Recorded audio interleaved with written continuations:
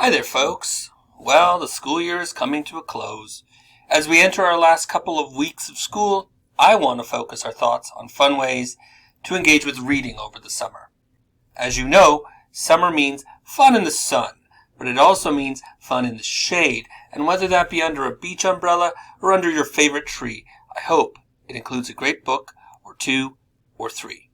If you live in Multnomah County, and I know a lot of my viewers do, there are a lot of great things going on at the county library for you to do this summer. From read-alouds, to graphic novel clubs, to reading with therapy dogs, there are so many opportunities for you to get down to your local library branch and have fun. And if you live outside the county, or if you live in some other part of the state or some other part of the country, you probably have a lot of great opportunities for fun at your local library, and you'll just have to reach out to them to see what those are. But summer in Multnomah County also means the summer reading program. And that's what we're going to be focusing on in today's episode. I'm joined by my special guest, the Lorax, who knows a thing or two about getting engaged to make the world a better place. The Lorax, it is so great to have you on the show. It's great to be here, Mr. Mall. As your viewers probably know from my book The Lorax, by Dr. Seuss, my primary focus has always been the preservation of the truffula trees. But second only to that is my belief that kids should spend their summer reading. That's why I'm so happy to be here today to talk about summer reading. Well, we're so happy to have you. I'm the head librarian, and you're watching Library Matters.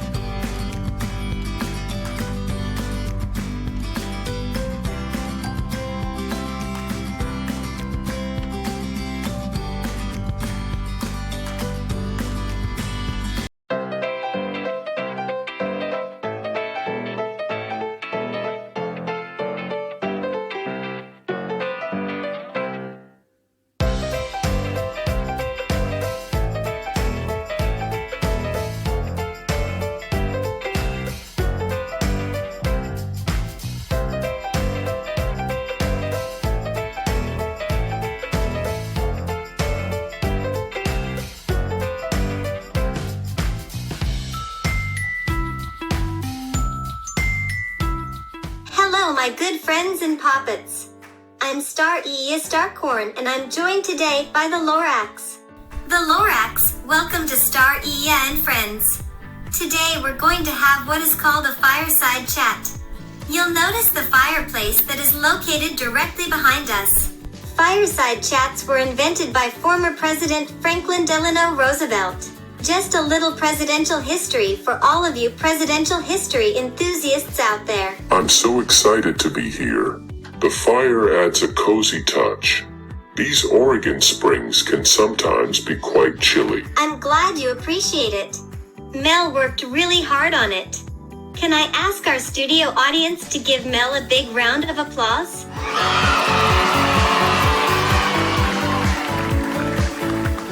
So, the Lorax, today you wanted to talk to us about the importance of reading in the summer. That's true, Star E.A.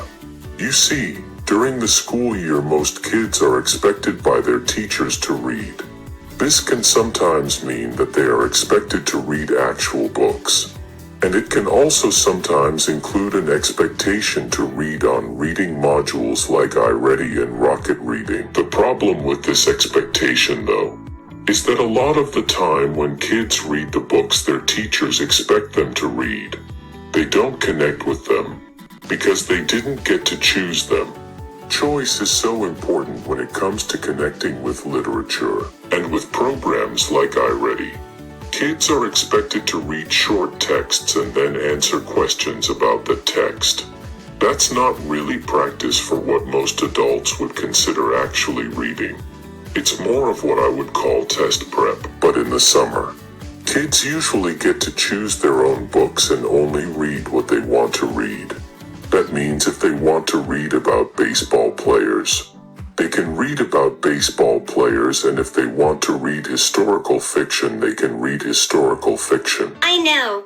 My passion is basket weaving, but it never came up in my school curriculum. No, because a lot of the time educators forget that kids have their own interests that don't necessarily align with what the powers that be have deemed important to learn. That's why I believe that kids should read in the summer.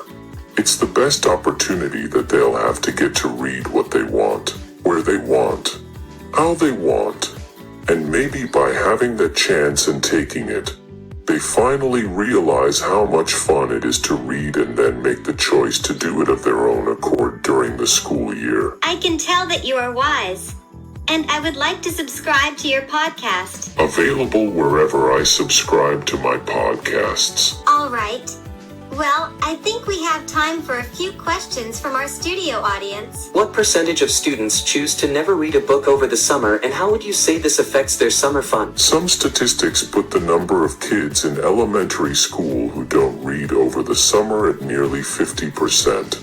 That means that there are an awful lot of kids on long car rides with nothing to do except stare out the window.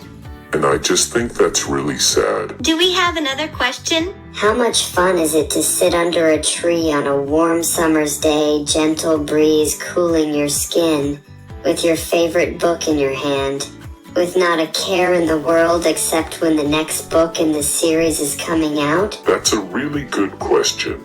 There's no scientific consensus on exactly how fun it is to sit under a tree on a warm summer's day, etc., but most experts would agree that it's pretty darn fun.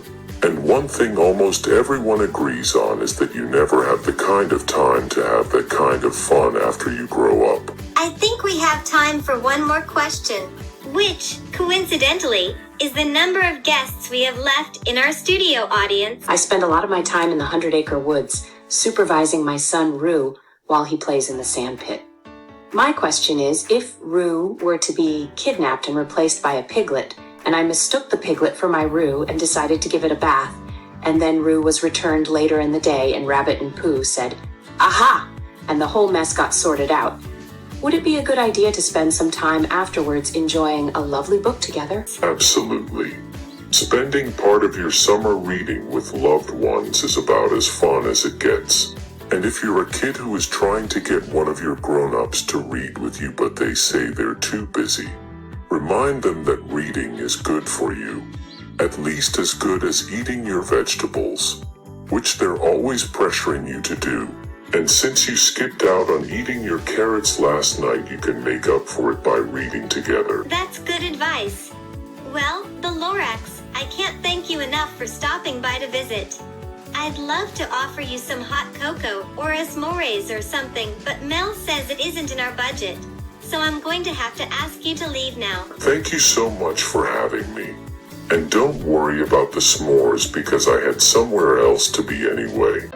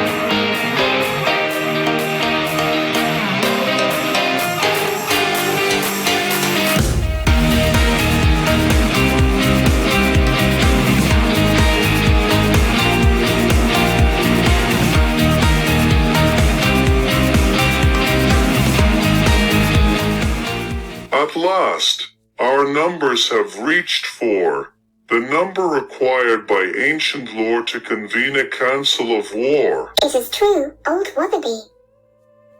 And I, Elaine, have used the excellently managed library catalog system that the human, Mr. Mole, maintains, to find a book that will help us in our quest to defeat the unicorns. Behold. Well done, Elaine, my fair sister. Your skills at navigating the library system are second to none, except perhaps those of the librarian, Mr. Mole, who deserves no praise for simply being good at his job. He receives a paycheck for his skill, while you have developed yours, for the good of all leprechaun kind. Truly, you are his moral superior, if not his library science superior. All true and well-deserved praise that I humbly accept, my brother Alan. But anyone can learn how to use the library catalog system, and if they do, they will be sure to find that their lives will become easier and more blessed with the bounty of books. Mr. Mole toils in the library for the massive remuneration of a librarian's paycheck, but the true reward of the library is the treasure trove of stories and knowledge contained between the covers of these books. If only the fool, Mr. Mole, were aware that wealth is fleeting, but the glory of the library endures. You know so much about the philosophy of the library, Elaine. But did you know that on the practical side, there are so many ways to use the library to improve the experience? For example, as I was browsing the stacks looking for anti-unicorn literature, I came across this. What is it, Alan? It is a game card for the summer reading program. Summer reading program? Yes. Apparently, kids who read over the summer can fill out these game cards, then bring them to the library for rewards and prizes. But isn't reading its own reward? Did we not just criticize Mr. Mole for accepting troves of treasure for his work in the library? How is this different? True, reading is its own reward. But kids who compete in the summer reading program don't win frivolous wealth the way Mr. Mole does. Instead, they win necessities like gift cards, t-shirts, and birthday parties. And what of the kids who want to play, but don't know the rules because the game card is only in English? That's a common question, Elaine. But the game card is actually written in several languages, including English, Spanish, Russian, Vietnamese, and Mandarin. And it's not hard to play at all. All you do is fill in a space for each day of the summer that you read, listen to a book, or do any other summer learning activity. The program starts on June 15th and ends on August 31st. That's 62 days to play and you only need to play 45. So that leaves kids plenty of time to go swimming, or eat ice cream, or learn how to rollerblade, or whatever else kids do that I can't think of right now. Amazing. Enough. This summer reading program is a distraction from our main goal, to defeat the unicorn threat to our precious rainbows. For years, I, General Tumblebottom, Supreme Military Commander of the Leprechaun Army, have had to sit back and watch as the unicorns became more and more associated with our rainbows. There was a time when everyone and anyone who was asked to name the mythological creature most associated with rainbows would answer with a cry of leprechauns. It could be heard from the rooftops. And yet now, some of the time, a few people will also answer the question by saying unicorn. I will not have it. None of us will have it, General Tumblebottom. None of us. We have the book. Now I, Old Wotherby, as Elder Leprechaun in attendance of this Council of War, must choose who will read it. That is my ancient right. General, you are too busy drawing up our battle plans, and I am too important, so it will have to be either Elaine or Alan. Alan or Elaine. Elaine or Alan. Both read well and both enjoy reading. But whom should I choose? Elaine or Alan?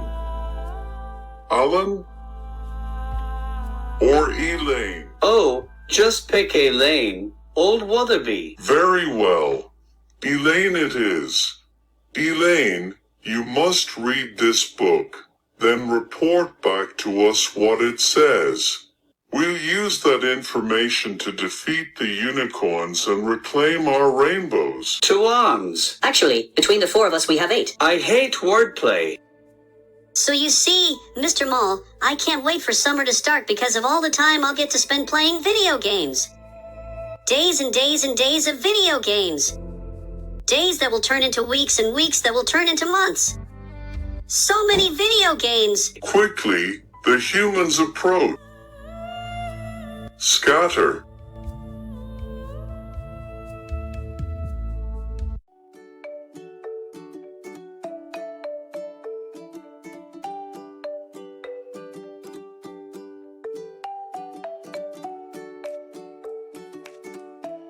How about you, Mr. Mall?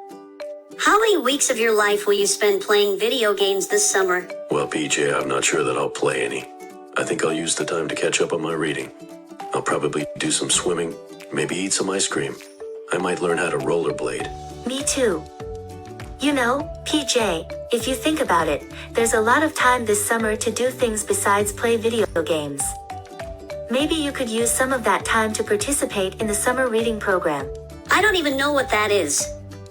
How could I possibly know what that is? Oh, PJ.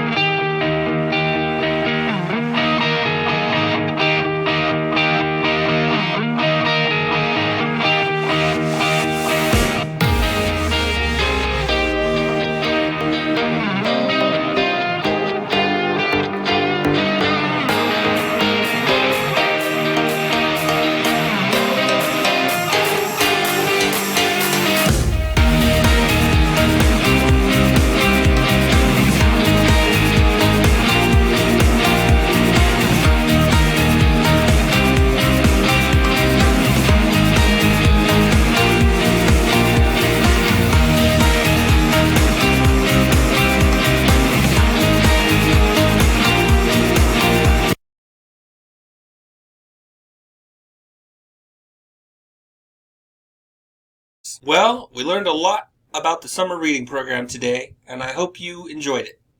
I hope you can't wait to get your game boards, which will be coming out in a few weeks, closer to the end of the school year. And I hope you are excited to start reading. But don't forget, that's not all that's going on down at the library this summer. So check the library website or pop into your local branch and ask them what is going on. The Lorax, it has been great to have you on the show today. I can't wait to get to my summer reading, and I know you feel the same way. So that ends up being all the time we have for today. We both have a lot of summer reading we've got to get to. But in the meantime, remember to thank your librarian today and every day